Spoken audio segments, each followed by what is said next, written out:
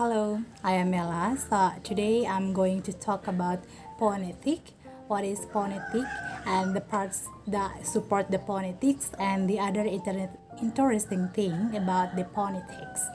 So the study of speech sounds is called phonetics, and the writing system that linguists use to write pronunciations very precisely is called the International Phonetic Alphabets.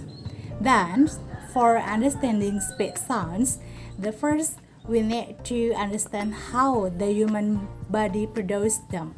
And then we can start with the lung, which pushes air up through the vocal folds. And then also, as known as vocal tract, your vocal folds are thin membranes that sit across your throat and vibrate to make sounds. This part, which moves from the lung to lips and then is known as the vocal tract. Then we can change the shape of any parts of the vocal tract to make our articulators different sounds. It's like the way instruments, when air goes through it makes the sounds. Then, for spoken languages, the tongue, mouth, and rest of the vocal tracts at the articulators, the parts of the body that move to make languages. There are five major features of sign language articulators. Okay, so for the first one features is hand shapes. It means such as the difference between the SLs, signs for red and sweet. And then for the second one is palm orientations, such as the difference between balance with the palm, such as for down and maybe with the palms up. Then for the third one, we move to the movements, such as moving a circle for always or a line for scourge. And the fourth one is locations, like mothers at the chins or fathers for the forehead. And then the last one features is expressions, also called non-manual signs, like forward eyebrows, to make something a yes or no questions. Then there are some conventions for writing signs languages down, but there is less consensus about how to write them down with spoken languages. So the first one is spoken language. Linguistics also describe sounds in relations to how they're made with the articulators. First one is about the consonants. Are speech sounds by closing the vocal tract in some way, whilst the vowel are made by making it a different shape but leaving it open. That's how to linguists write spoken language down. Let's start with the consonant that we know. This happen to be some of the most common sounds in language across the world, like the, and k. So by producing the consonants, we should pay attention about how we produce the sounds, like about the p, the, and k.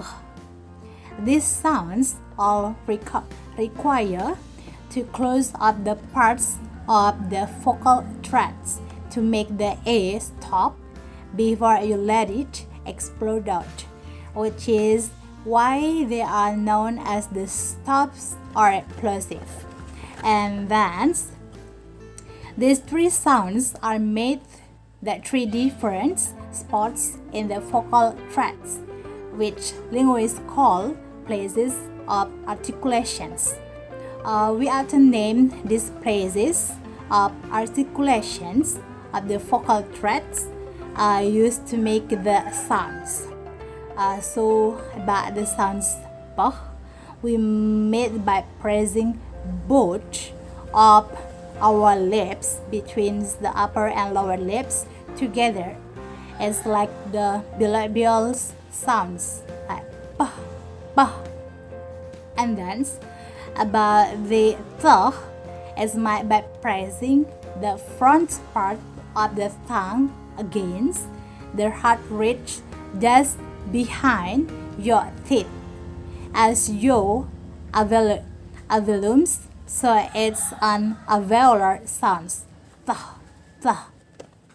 And then about the k is made by pressing the back of the tongue against the soft parts of the roof of our mouth, known as your velum.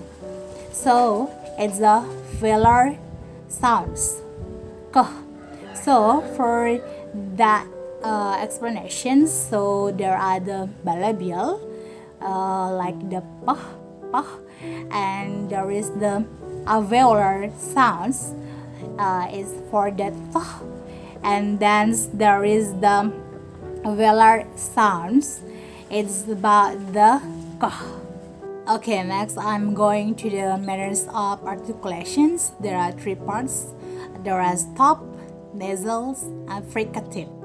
About the stop, we can find in the bilabials p and b. There is no in the labiodentals. And then about the alveolars, we can find the and the.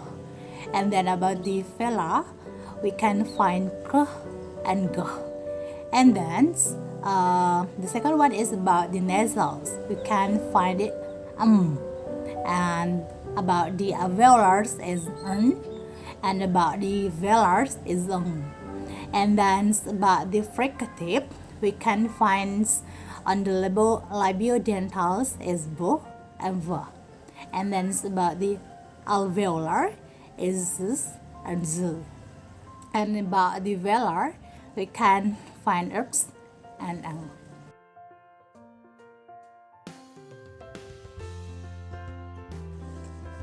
Only one symbol by itself, it's always voice. For example, in the bilabials, there is p and b, and p it is the voice and the other is voiceless. And then about the EPA or International Phonetic Alphabet is a finite set of symbols used by linguists to represent of the sounds that are relevant for spoken languages. And by the symbols, the people could just learn it once. There are only a finite number of ways that we can configure our mouth and throat to make sounds, and only some of those are used in language. And then about the phoneticians who start the EPA were mostly from England and France. Because of that, they create the symbols using Latin and Greek alphabet, which they were familiar with it. And then because of that, they just to explain how to pronounce like the gateway or something. Okay, that's all about dance. We move to the EPA was crucial before it was easy to make and share recordings of language.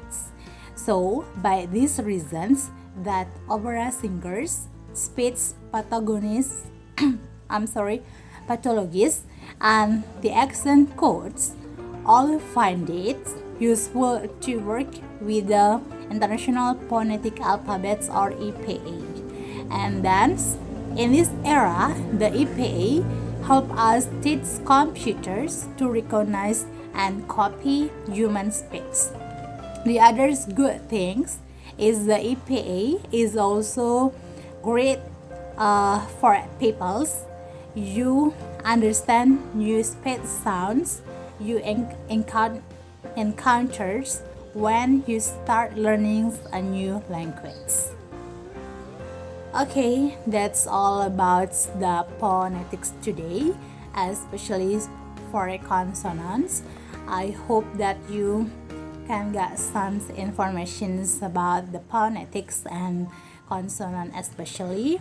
And I do apologize if I make mistake when I explain to you about the phonetics.